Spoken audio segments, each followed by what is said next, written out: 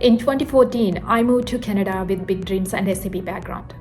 Like many of you, I realized that having the knowledge isn't the same as getting the break. Today, I'm an SAP manager based in Vancouver. In this lab, I'm going to show you how I exactly bridge that gap.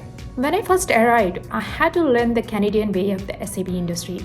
It wasn't just about knowing SAP or SuccessFactors, it was about how to present my experience, how to network in Vancouver and Toronto, how to prove my worth to North American employers. I have spent my last decade growing from an immigrant job seeker to a manager who sits on the other side of the table.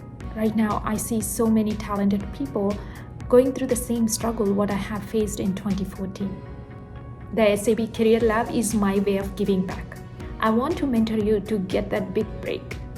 I will share the technical with my SAP SCM tutorials, the strategy how to correct your resume, and how to build your LinkedIn profile for Canadian and US markets. The mentorship, what to do when you are hired so you can sustain and grow into your leadership role. You don't have to do this all alone like I did in 2014. Let's build your SAP career together. Subscribe to the lab. If you're ready for a one-on-one guidance, email me at sapwithbhagya@gmail.com.